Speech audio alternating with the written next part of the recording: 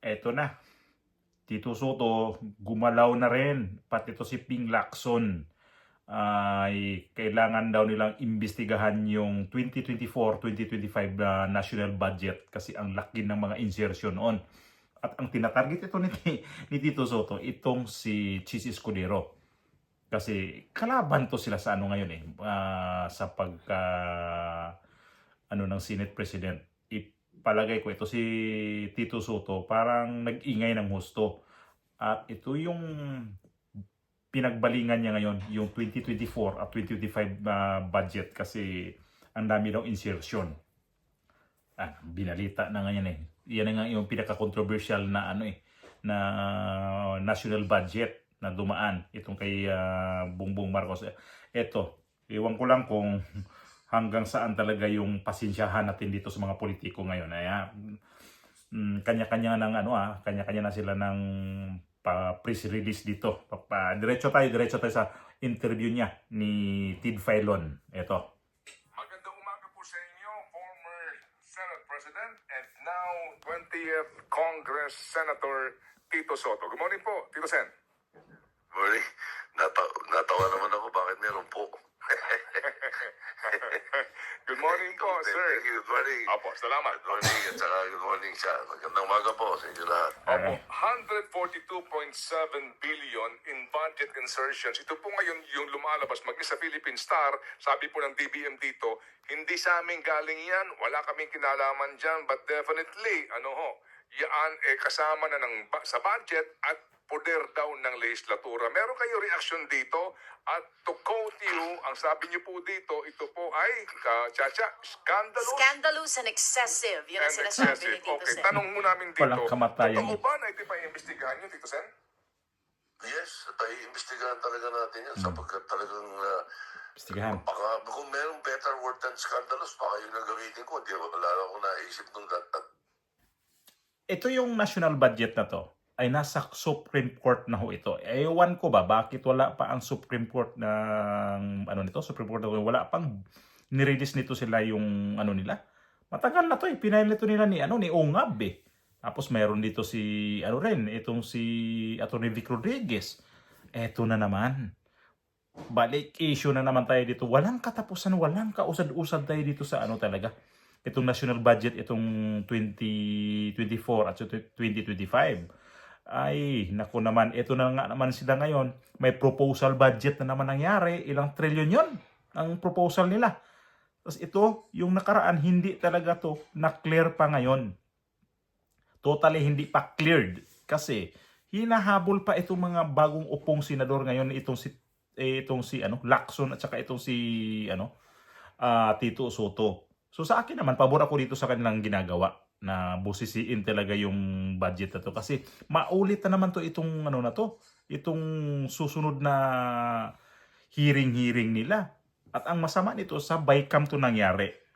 So napakalupit talagang ginawa nito nila. Kung sinong involved nito, involved si Grace Poe. Kasama to sa nabanggit ni Tito Soto kung imbitahan to si Grace Poe. Kasi sila man to ang sila to ang sa BICAM nito Eto, tuloy natin. kung merong better word than scandalous, baka yung nagamitin ko. Hindi ba, wala akong naisip nung that very moment. Sapagkat, tingnan mo naman yung, yan, katulad yan, sinasabi ng TBM, talaga nandun yan. Hindi ang ikinakaila nila sa kanila galing. Hindi talaga sa kanila galing. Merong mga sources na Hugas kamay ang DBM, pinakunan ang media. At siyempre, nung tinanong ako ng reaksyon, kasalukuyan, iniimbestigahan, tinitignan ni Senator Lacson yan about 2 weeks ago Sila nga. Mula nung Itong DBM kasi, ito sila yung gagawa ng proposal itong sa NEP, itong National Expenditure Program. So dito magiging yung mga budget, dyan sila unang gumagawa, itong Department of Budget. Kaya lang, nagtaka na ng Department of Budget nung natapos na itong budget na to itong Disyembre lang, pinirmahan. Mayroong maraming insertion. So hugas kami sila na hindi sa amin yan. So diretso tayo sa may bandang dulo na sinabi nito ni Tito Soto na kasama to si itong si Grace po, imbitahan ito pag mag-umpisa na ang investigasyon. O, dito tayo banda ha. Yun daw ang mga pinagkunan sa BICAM. Pinagtatanggal doon at inilagay doon sa mga projects ng DPWH. Kaya nga hindi ba nagkaroon ng skandalo nung una. Hindi masyado nabigyan ng pansin sapagkat mayroong mag-i-election siguro. Kaya ganun. Mas tumaas pa ang budget ng DPWH kaya sa Department of Education, which is unconstitutional definitely. Kaya ang palusot nilang sinasabi, yun daw, hindi daw, kasama daw sa budget ng education daw yung yung sa PNP. Pakita ko sa inyo. Yung sa PMA. Hindi totoo yun. Through the years, kung ilang daang taon sa Pilipinas, hindi nangyayari yun. Kaya nga, since the 1987 Constitution, education should be the highest budgetary. Sino ba ang promotor nitong Ito na. 142.7 Ito na. billion na insertion? Yun ang gusto nating malaman.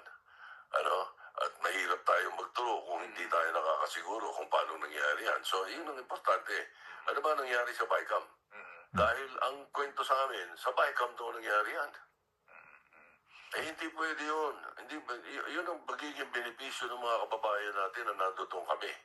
Sapagkat kahit kailan, hindi namin pinalusot yan. Lalo na ngayon, lalo natatandaan ninyo yung panahon ni si Gloria Macapagal ang speaker ng House, ako Senate President. Pagkatapos yung House, after BICAM, nagsingit ng 75 billion. Hindi ko pinalusot. Paano Hindi ako pumayag kahit anong mangyari. Nagpunta pa sa akin yung isang congressman, sumalangit nawa siya. So, nagpunta pa sa akin at... Patay na. Kasi wala Sumasalangit na wise siya. So, nagpunta pa sa akin at parang pinaparamdaman ako na hindi naman daw makikinabang dito kami doon. Sabi mo sa mga leader ninyo, hindi nyo ako kilala, no? Sabi ko, masama pagkakakilala nyo sa akin. Sabi ko, hindi ako papayag.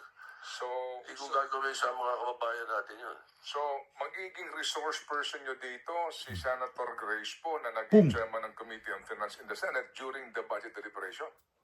Hopefully, yes. So, kailangan na imbitahin natin siya, tanungin natin.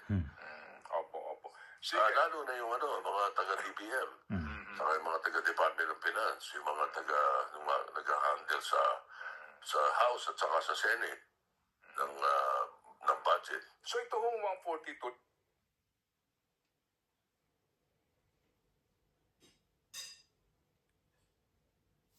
Wala ko signal.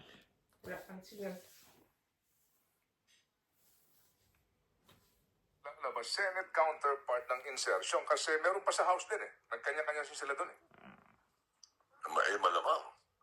Malamang. Paano nakalusot sa House? Mamaya na ako, Ganun. Kunting lang ako, dagdag. Habang nawala signal. Sige, dagdagan ko lang itong Ito yung sila ni... Kung hindi meron. Ay, nawala. Baka hindi naman Dumating ulit. katindi. Opo. Ito kayong 142.7, bahagi ito ng 228 na, if you recall, di ba, na isiningit sa DPWH budget. Ito ba yun? 228 Oo, billion. Malamang. Oo. Grabe. I strongly suspect that it is part of that. Okay. Ito nga po yung kamot ulo si Presidente, no? Nung paano niya Kamot maayos ulo. itong problema. Pinirmahan nga niya Sige po, so Tito Sen, kasi mag-aalas 10 na. So, Yes, sir. kayo ba yung atin sa zona? Will you attend the zona? Malamang, pero sabi ni Presidente, tigil daw muna lahat ng preparasyon sa zona. Ito yung na pwede magsuna sa Malacanang lang. Nakita daw yung mga nangyayaring mga flooding. Mga flooding at kung ano nangyayari sa mga kababayan natin ngayon. So, pinatitigil daw yata muna niya. Yun ang nakarating sa akin balita. Hinihingan nga ako ng reaksyon. Sabi ko, sa titingin ng Presidente, pwede na may postpone nyo. Bakit hindi? Di gamitin na lang yung budget para sa Kaya lang, pumapasok na naman sa usapan yung asan yung flood control? Asan yung billion-billion na flood control? Ayun na nga. Diba? Grabe ba sa Maynila? Pwede bang mag-zone Entire Philippines, ha? From Malacanang at kayo, Ito magandang tanong to, ha? Kanya-kanya na lang upuan nyo doon in the Senate, manonood kayo ng TV. After all, still addressing Congress, right? Pwede. Pwede yan. Oh, Pero diba? nagkaroon ng planong ganyan noong araw. Hindi ko matanda kung sino presidente nagplano noon . Ang ganda, gustong ang gawin ganda. naman nun tapos hindi rin naman natuloy. Para, Ito para, ngayon, para, kung gagawin- para tipid ng gastos. Yes, pwede. Ako, ang ganda nun. Mas maganda yun. Importante naman, ma-deliver niya yung State of the Nation eh. Oo. Problema lang kung paano kapag handa na ng gown. Yung gowns daw. Yung gowns. Ayun, benta nila. Ibenta nila. Ibigay nila sa mga, i-donate nila sa mahihirap yung pagbebentahan ng mga Exacto. gown nila. Soto. Puntos ka doon, ha? Ito, sir, muli kaming tatawag sa isyong ito, sir. Ha? Mag-ingat po Ito. Ito, ha? Mabilisang reaksyon lang ho tayo dito kasi ang iba ito nagsasawa. Ito yung national budget na to. Ito yung napaka-controversial dito. Si Drilon, ang dami kong video nito, ha? Tungkol ho dito sa national budget na to. Na napaka-controversial to. Kasi sabi ni Bongbong Marcos dito na pinirmahan niya to. Na nalinglang siya dito eh. Kasi nung pinirmahan niya to, yung BICAM nito, ito yung blanco nga. Pagdating doon sa ano na nila, sa BICAM na, doon na pinunuan nila. O sinong ano doon sa BICAM? Sinong nagbanggaan lang doon sa papel na to? Simple lang. Romualdez, si Estela Kimbo, itong si Chis Escudero, Grace Poe. Pagdating nila, pag-endorse na sa presidente, puno, may ano na, hindi na siya fill in the blank. Puno na yung papel. May items na doon. Pero ito yung in-endorse ni Congressman Ungab dito sa Supreme Court na hanggang ngayon gitanugan na pod sa Supreme Court. Si Vic Rodriguez, mayroon din. Ito yung sa PhilHealth. Kasama to eh. Na hindi nila binigyan ng subsidy ang PhilHealth. Kasama to dito. Ang gibahugan nila sakto, ang DPWH. Mo na ilang dakuan og budget. Kay pag naaprubahan na to, kukunin nila yun eh. Ito na yun si Soto at saka si Lacson. Gagalugarin nila tong na to kung saan talaga nagsimula ang problema nito. At ito si Chis Escudero dito, tagilid dito kasi siya ang Senate President ito si ano mangyari dito kay Speaker. Dapat kasi yan bago tong ngayong Lunes na ang SUNA, iba ng Senate President at isa na tong si Speaker. Dapat tanggal na yan diyan. O di ba?